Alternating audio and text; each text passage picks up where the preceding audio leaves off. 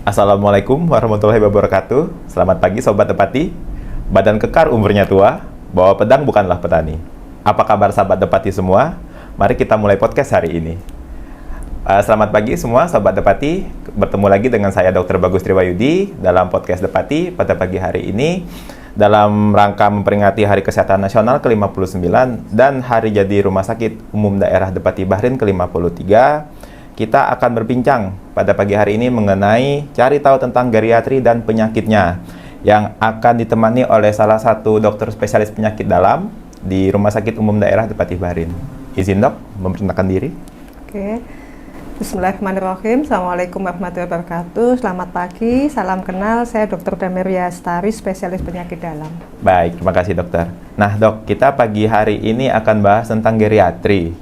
Sebelumnya geriatri itu apa sih dok, kalau boleh dijelaskan dok? Ya, geriatri ini merupakan salah satu cabang ilmu kedokteran di bagian penyakit dalam yang khusus mempelajari tentang efek atau aspek kesehatan untuk lansia atau lanjut usia.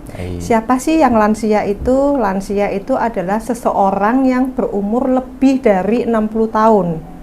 Jadi disebut lansia kalau sudah lebih dari 60 tahun. Dan itu tingkatan kasta tertinggi ya dari semua pasien ya lansia ini. Termasuk aspek kesehatan yang dibahas nanti berupa promosi, pencegahan atau preventif, kemudian pengobatan atau kuratif, dan rehabilitasi. Baik. Nah dok, kalau udah bahas geriatri tadi lanjut usia katanya. Nah kalau untuk di geriatri itu penyakitnya seperti apa dok kira-kira? Ya, jadi geriatri sendiri itu adalah ilmunya. Kemudian untuk pasiennya yang disebut sebagai pasien geriatri itu adalah pasien lansia dengan berbagai multi penyakit. Jadi khasnya untuk geriatri itu adalah multi penyakit atau multipatologi. Penyakitnya lebih dari satu. Kemudian karakteristik yang lainnya penyakit geriatri ini adalah bersifat degeneratif atau kronis karena sudah mengalami penurunan fungsi dari tubuh dan adanya penurunan dalam penggantian sel-sel yang baru.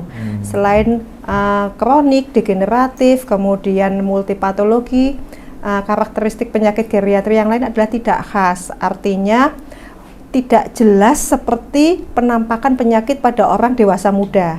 Misalnya pasien geriatri yang demam itu tidak harus suhunya tinggi karena pusat suhunya, pengaturan suhunya sudah mulai terganggu.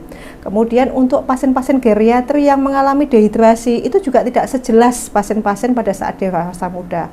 Misalnya pasien geriatri yang mengalami diare atau mencret itu 1 kali diare atau 2 kali aja BAB cair bisa langsung mengalami dehidrasi.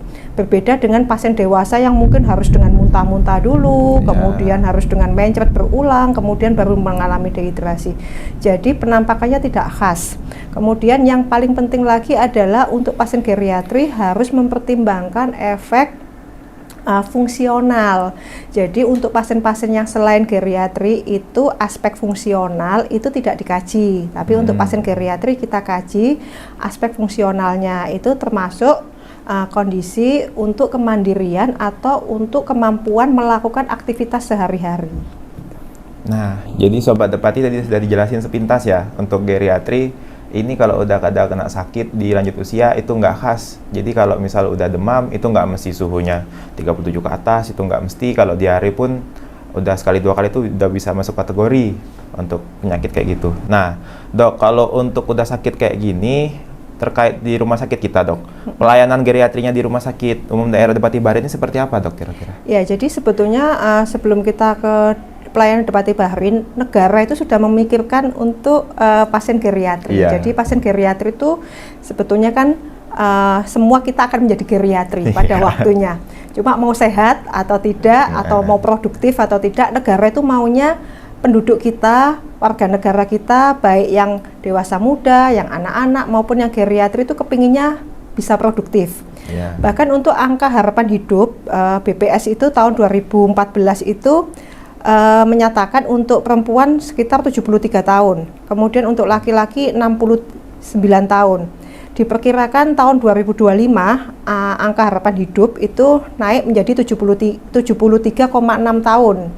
Jadi dengan bertambahnya UHH atau angka harapan hidup, dengan bertambahnya juga populasi geriatri, pemerintah ini sudah menyiapkan diri dengan memfasilitasi pelayanan geriatri di rumah sakit ataupun di tingkat level bawah seperti misalnya di masyarakat, kemudian di puskesmas dalam bentuk posyandu untuk lansia.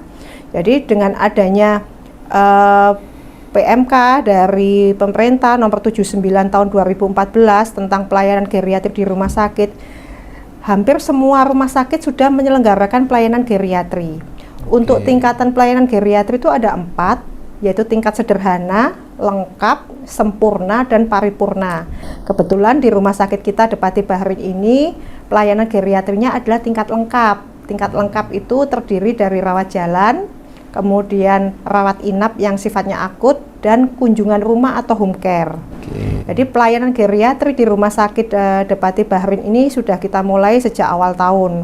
Dan itu pun sudah kita tata dengan baik bahwa pelayanan geriatri itu adalah pelayanan yang dengan prioritas.